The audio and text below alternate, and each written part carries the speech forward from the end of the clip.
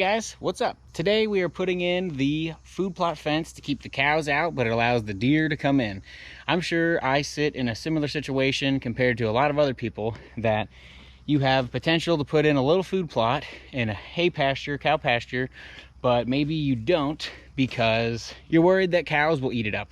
So for the last 2 years, we've been installing a 4-wire cow fence, and it keeps the cows out and it allows the deer to come in. So basically what this is, it's just about 1/3 of an acre size plot that I'm going to put in a bunch of brassicas again. So this is the first step for me to kind of prepare all of this again. So my goal is to keep the cows out, but so the deer can come in. And a little it's about 4 foot off the ground from the highest strand, keeps the cows out. And again, I go down on these T-posts basically down to the ground. Let me talk you through exactly what I did and how I did it. So first, I kind of measured my area. I knew exactly how many posts I needed and the spacing I needed between them. This particular plot, there's 16 feet between all of these posts. So it's really easy. I just take a 25-foot tape, and every 16 feet, bam, post, bam, post, and all the way until I get to the end.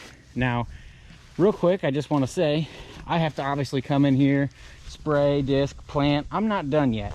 So I actually leave this all de-energized, and it's easy for me to get in and out without getting shocked. Yeah, I could unplug the electric fence every time, but it's just another step. So to make it quick and easy, once the cows see this up, they avoid it, and I don't have any problems with them getting in there. So I actually frost seeded this clover, and it did really, really well.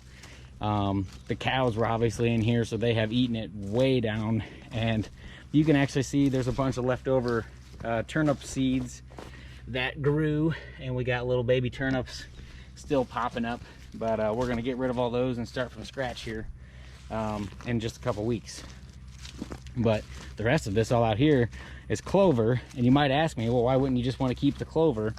Like I said, in past years, this plot has done phenomenal.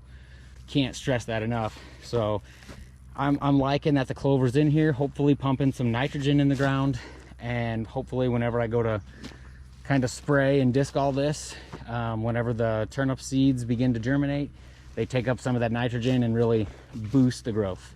Okay, so as you can see here, this is a 6-foot T-post. I have driven all the way to the flange, so it's good and sturdy. So after I drive my 6-foot T-posts, I just get these little insulator clips. You can get them anywhere.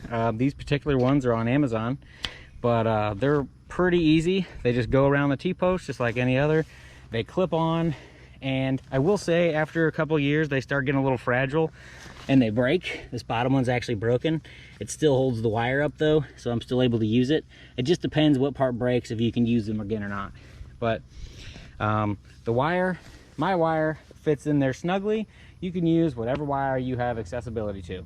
So I would definitely suggest, it's just easy on Amazon. I think you can get a bag of 25 for $10 or $12, if my memory serves me correct. So I go 4 wires. 3 years ago, I put up a fence with 1 wire, and that was not near enough. So I moved to 2, and that was also not enough. They ate the entire food plot, and it was terrible right before the end of October. And so now I don't mess around. I go 4 wire, just about belly button high. With that, I have had some really good luck.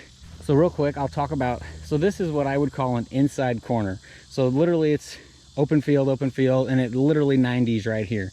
We'll get a lot of deer that walk 10 to 15 yards just in the woods, and they'll walk right around here and come on through. And that's like their natural funnel.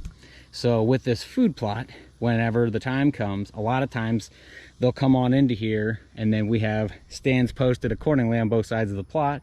And I put a little mock scrape in the middle of the field also.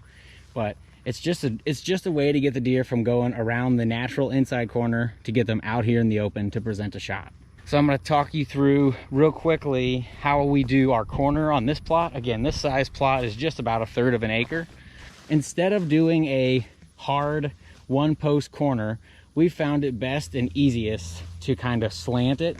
So instead of a post being right here and going straight that way and straight that way. We, for both planting reasons and for strength of not having so much tension on one corner post, we do a little slanted corner, and then we come, and this is actually our entrance side for whenever we bring in the tractor and the sprayer and all of that. So it's really, when it comes time, just got my insulators on my post, I just unwrap my wire and I just literally drop this section of fence. And I want to reiterate, I do not heat this fence up until we are done planting. Once we get everything planted, I just take little connections and I just heat it up on the fence, and then the fence is live and hot and definitely keeps cows from going in. And deer go through the natural outside. This is the normal fence that is normally there. They just go through that to get in anyway, or they can hop it, but they usually just crawl right between it. It does work really well. It is a great way to keep cows out of your food plot and to let deer in, and that's exactly what we're after. So I just wanted to kind of share this small little video of how we keep our cattle out of this particular plot. And maybe if you have cows and you're looking to do a food plot but never have because you're worried the cows would break in, let's just say I have $125 wrapped up in this fence. So to be able to plant a third of an acre food plot, you know, it's a great perk to draw deer in, and we get a lot of deer activity in this particular plot.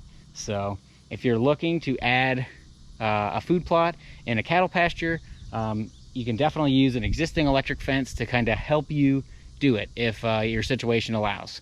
So hope this has been helpful. Just a small little food plotting tip. We're gonna have a lot of plotting videos coming out here in about within the month, and hopefully we have a good wet fall. So fingers crossed. Until then, we'll see you in the next one.